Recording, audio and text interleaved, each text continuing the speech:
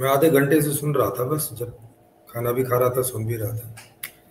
तो उसमें जो मुझे समझ में आया वो यही आया कि जैसे उत्पल सर जी बोल रहे थे कि भाई आदमी इन सब चीज़ों को समझ रहा है, बुद्धिमान भी हो गया है, पर फिर भी पेड़ काटे जा रहा है या पेट्रोल जलाए जा रहा है या इस तरह की एक्टिविटी किए जा रहा है जिससे कि जो नेचर को नुकसान हो रहा है और आगे आगे जैसे जा रहे हैं तो दिक्कत होती जा रही है। जबकि इंटेलिजेंट भी इतना है कि चांद पे पहुंच गया है, मोबाइल बना लिया है, इतनी टेक्नोलॉजी बना ली है, बॉम्ब बना लिए हैं, मगर काय के लिए? एक दूसरे को मारने के लिए। तो इसमें अगर हम मोटा मोटा देखें तो इस तरह से ही दिखाई पड़ता है। लेकिन अगर इसको बारीकी में देखने जाएं तो पता चलता है कि नहीं, बम बनाने वाले कोई और हैं, उसका ऑर्डर देने वाले कोई और हैं कि बम बनाना है, फिर चलाने वाले कोई और हैं। ऐसे लोग अलग अलग हैं।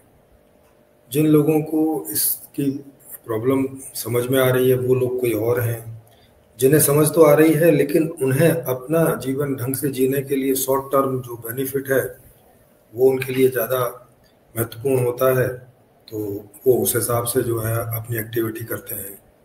तो ये कुछ इस तरह का है।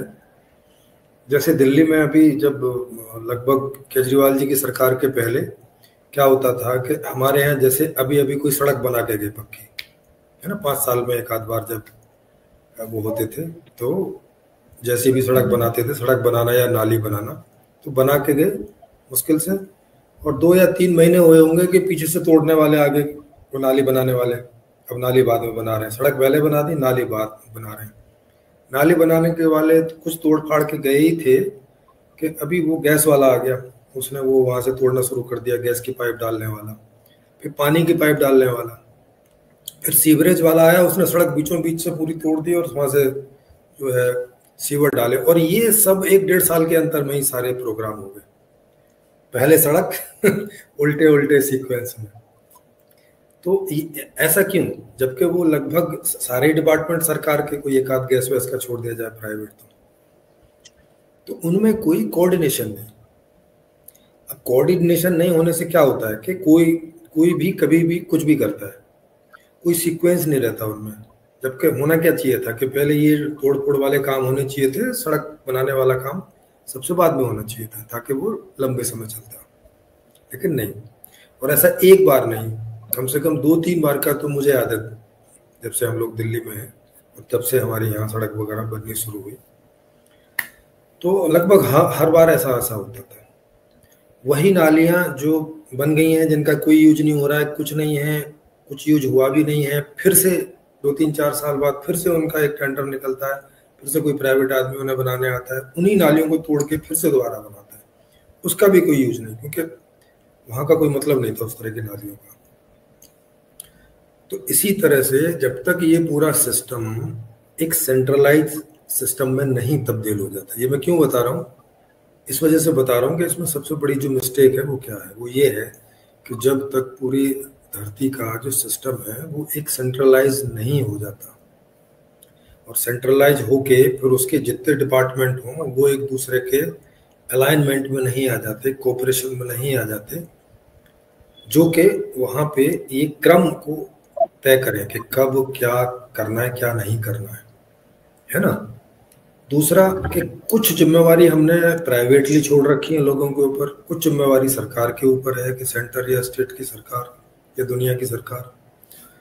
तो जब तक सारी जिम्मेवारी सेंट्रलाइज होके सिस्टम में नहीं आ जाती, कोई भी प्राइवेट रूप से ना छोड़ के रखे। नहीं तो अगर हम प्राइवेट छोड़ के रखेंगे कोई भी जिम्मेवारी, जैसे खासतौर से ऐसी कि भाई आपको अपना जीवन खुद चलाना, अपनी रोटी खुद कमानी है, कैसे कमानी है हमें पता नहीं है, देखो कहाँ एडजस्ट हो सकते हो वगैरह वगैरह, इसमें क्या होता है कि फिर आदमी अपने हिसाब से देखता है और अपने हिसाब से फिर वो करता है। अपने हिसाब से फैक्ट्री बनाएगा, फिर अपने हिसाब से उसे चलाने का प्रयास करेगा, कंपटीशन भी करेगा। नई टेक्नोलॉजी भी आ गई होगी तो वो अडॉप्ट नहीं करेगा, क्योंकि नई को अडॉप्ट करने के लिए ज़्यादा पैसा चाहिए, पुराने वाला तो खत्म हो जाएगा। तो उसके सामने बहुत सारी दिक्कतें आएंगी, वो अकेला इनसे डील नहीं कर सकता, अकेला अपना लॉस नहीं उठा सकता। उसको डर भी रहता है कि कहीं कोई और नहीं कर रहा हो बगल में, वो पहले लेके आ गया तो मैं रह जाऊंगा। जैसे जियो लेके आ गए तो बाकी कंपनियों के हिसाब किताब हो गए। तो जब तक ये टोटली हर चीज सेंट्रलाइज नहीं हो जाती, जिस जो भी व्यवस्था में टोटली, तभी इस बात का अरेंजमेंट हो सकता है कि भाई कितने पेड़ काटने हैं, कितने लगाने हैं, कितना हमें एनवायरनमेंट चाहिए, कितना क्या चाहिए, कितनी जनरेशन चाहिए, मतलब जनसंख्या चाहिए, कितने तरह के लोग हैं, उन्हें क्या क्या चाहिए, कितने तरह के एंटरटेनमेंट हैं, उन्हें कैसे हम करें। तो वो तब वहाँ पे कोई एक यूनिट इस तरह की सोच सकती है और उसका हिसाब किताब रख सकती है कि भाई कोई अनबैलेंस तो नहीं हो रहा है किसी भी तरह से, किसी जीव के साथ, किसी मनुष्य के साथ, किसी प्रकृति के साथ। तब तब ये पॉसिबल है। अभी तो ऐसा ही होगा कि एक देश दूसरे देश के साथ युद्ध करेगा, ये जानते हुए भी कि इससे एनवायरनमेंट बहुत खराब हो रहा है, इससे उसमें बहुत सारे लोग मारे जा रहे हैं, इसमें बहुत सारे जंगल बर्बाद हो रहे हैं, जीव बर्बाद हो रहे हैं, है ना। क्यों किया जाएगा? क्योंकि अब उसकी मजबूरी है भाई। आज का जैसा सिस्टम है उसे उसमें अपने आप को कहीं मेंटेन करना है। तो रसिया हो, यूक्रेन हो, इसराइल हो, सबके अपने फंडे हैं, सबके अपनी प्रॉब्लम है। तो अपने अपने तल पे वो उन प्रॉब्लम से लड़ रहे हैं और उन्हें जो लग रहा है वो कर रहे हैं। और सीधी सी बात है, अगर शॉर्ट टर्म कोई प्रॉब्लम है तो उसे सॉल्व करने के लिए आदमी बाध्य है, गलत तरीके से भी सॉल्व करने के लिए बाध्य है। जैसे युद्ध का तरीका एक गलत तरीका है, मगर इससे भी करने को बाध्य है, क्योंकि उसकी सस्टेनेबिलिटी बन नहीं रही है उसकी बिना। इसीलिए सबसे पहले एक ऐसे सिस्टम की जरूरत है कि जो इन सब चीजों को सेंट्रलाइज हो जाए, अलाइनमेंट हो जाए। जैसा धीरे धीरे होता ही आ रहा है कि जंगली व्यवस्था, कबीलाई व्यवस्था, राज्यों की व्यवस्था से अब देश की व्यवस्था। अब एक कदम और है कि विश्व की एक ऐसी व्यवस्था हो जाए जो सारा मैनेज करे, सारा, कुछ ना छोड़े ऐसा। क्योंकि जो भी छोड़ेगा और उसे जो भी अलग से प्राइवेटली मैनेज करने की कोशिश करेगा, उसका उसका जो है अलाइनमेंट हो नहीं पाएगा बाकी के साथ में। क्योंकि वो कैसे करेगा? उसके पास तो कोई डाटा नहीं, कोई सोच नहीं, कोई समझ नहीं, कोई संसाधन नहीं, कुछ नहीं। वो कैसे कर पाएगा? तो इसीलिए हम व्यक्तिगत तौर पे इतनी सी चीजें छोड़ सकते हैं कि भाई आपकी जो चॉइस है आप बताओ, तो उनमें क्या पूरी करनी क्या नहीं करनी वो हम लोग यहाँ पे पूरा ऐसे एक से सेट करेंगे, आपको बताएंगे भी कि क्या पूरी कर रहे हैं, नहीं कर रहे हैं तो क्यों नहीं कर रहे हैं, वगैरह वगैरह। उसकी वजह भी होगी, सब कुछ होगी, तो पॉसिबल है। तो सबसे पहले एक ऐसे सिस्टम की ज़रूरत है, नहीं तो तब तक खूब अवेयरनेस फैलाएंगे, सबको मालूम भी है, मगर वही है कि जानते हैं मगर करें कैसे।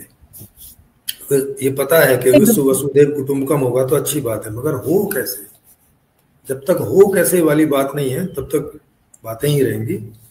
तो ये बात है। तो अभी जो नेक्स्ट सिस्टम है, नेक्स्ट कदम है वो यही है कि सबसे पहले इस सिस्टम सेंट्रलाइज हो।